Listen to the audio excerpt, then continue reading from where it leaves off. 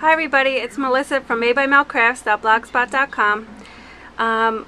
Those of you who watched the video I posted before this one, I was in the process of making this fall wreath, and I wanted to show what I was working with, what I was using, and I had something else on there but I decided to remove that.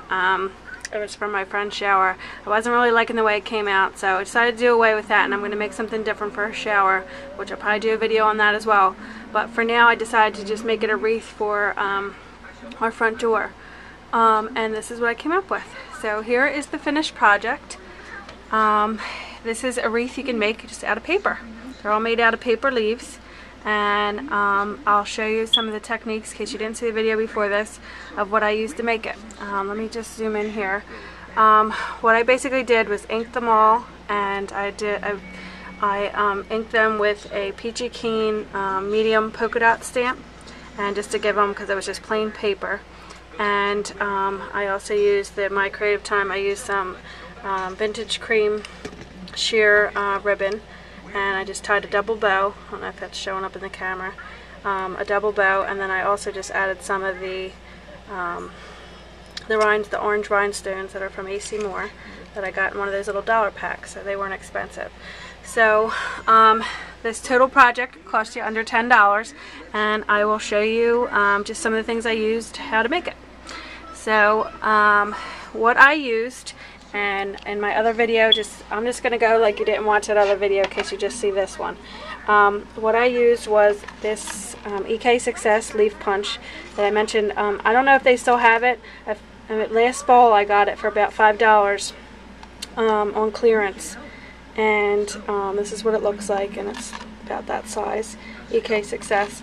Again, I wasn't sure whether I wanted to get it, but it really has gotten its money's worth already, and I got it at the end of last fall, and I really used it so far, and it's not even really quite fall yet. It's just August still. I'm sorry, just turned September, so we're just beginning, so we're getting there for fall. But this is the leaf punch that I used, and like I mentioned, you can also, if you don't have this leaf punch, and you have, I'm sure one of your Cricut cartridges, if you own them, have a leaf on there, and you could use, if you don't have to use this style, you can use any one you want, and you could probably get them all cut out that way, so you don't have to use a punch. That's just another idea to use what you have. And so these are just these are the items that I try to lay out what you would need for it. So it's the leaf punch, or your Cricut, any type of leaf you'd like to cut out. I used, again, use whatever inks you have. I used Pumpkin Pie, Crumb Cake, what is this one? Summer Sun, and Old Olive. So I used those inks just to go with the papers. I used these were what they come like. They're $1 from A.C. Moore, and just in the rhinestones in the orange. This was the peachy keen stamp that I used. It is PK 101 medium polka dot print. I use this a lot. I don't have a lot of background stamps. In fact, this may be my only one, besides I have a couple of small dollar stamps from Michael's, but they're really like a portion of this, probably just a small square here. But I use this one a lot. I use it a lot on the background of like letters when I do my titles on my pages, my scrapbook pages. So this would be a good, I think it was about $8, $8.99. This is the size of it, and you just put it on an acrylic block, and then I just stamped it on this 8.5 by 11. This is the paper I use. Again, you can use any colors you want, any fall colors, whatever colors you choose. But this one here is by Recollections. That is Michael's brand, and it's called Spice Market. And it comes with these colors in it. It's a chocolate brown, like a pumpkin orange, a mustardy yellow, a green, olivey green, and then it's not showing up, but it's like a khaki color, like a cream color. And they're really pretty papers that go together. And this one's 8.5 by 11, and this one's at 50. I just got it last week, and they were buy one get one for a penny for their cardstock. So they're regularly $3.99, so I got them for $2, $1.99 each. For these paper packs, and all I used was one of each sheet in here, and there's 50 sheets total, and I needed just one brown, one orange, one yellow, one green, and one khaki. That's all you use for this. And I even had, there's more than this, and I even had leftover leaves to use after using them all for the wreath. So you need that. So you need the paper, whatever paper you choose. That's what I use, the Spice Market.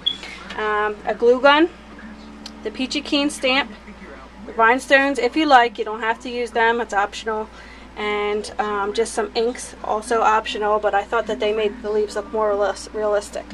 I'm going to show you an example of what the leaves look like punched out, and I'm going to show you an example of the leaf that we decorated up and just the difference. So while these are fine, you could use it that way if you want. The way I got mine to look the way they did, and these other ones here, is I basically crumpled them up. I punched the leaves out and just crumpled them into a ball in my hand, just had them all little scrunched up balls of paper. And then I flattened them out, you know, just a little bit, but I still wanted that crinkle for them to look like real leaves. I inked around the edges, but before I punched them out is when I did my, and if you have polka dot paper, you don't have to go, you can skip this step, but I just basically, you know, inked up my stamp, and then just stamped this a couple times to cover the 8.5 by 11 paper. And once I did that is when I punched it out. So then after punching it out, crumpled them up, then uncrumpled them, put the ink around the edges, and that was pretty much it. And I thought they looked more realistic, all crumpled up like that, and just to give them some, you know, dimension on the actual wreath, instead of them just being, you know, the flat way, sorry for the movement, the flat way like this, because they're not as interesting like this. But you can do it whichever way you like. But that's basically what I did. And then in the other video I showed, what I then did is just layered them with my hot glue gun. I just used my hot glue gun here, put a little dab on the back, and just kind of layered them so, you know, they'd show, and layered them in clusters of 3.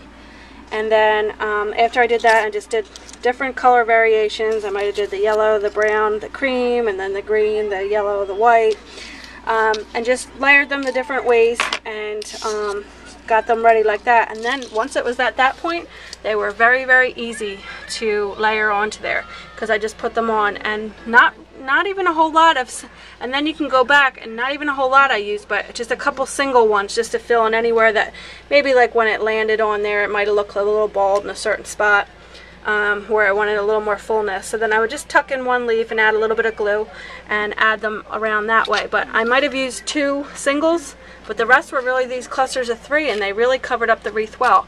I'm going to try to take this off and show you what kind of wreath I had. This is the kind of wreath I had. I got it from the dollar store. It's a 13-inch one. So again, if you find a wreath that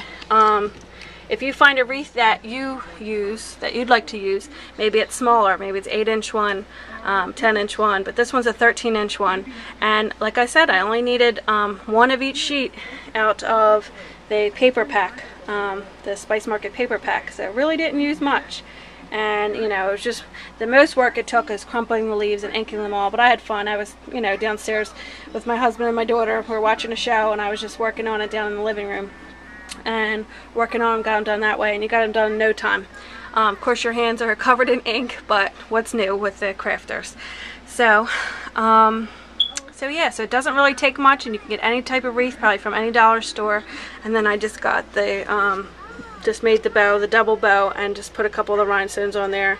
I cut the, I don't know if this is shown in the camera, but I cut the ribbon bottoms on an angle, and just did the double bow here. It's nice and easy. And then this was, I got, I showed you in a haul maybe a few weeks ago that I got from Emma, My Creative Time, and this was her stitch circle and the scallop die, and then I used the stamp from her fall set that says "Wishing you a fall of sweet surprises," and I just colored with my Copics and used little stickles, colored the Copics on the little pumpkin, and pretty much that was just the center. So I made that, and I made the bow, and I said, "Ooh, I can use this for that." So I threw that on there, and I thought that just finished it off well for the wreath.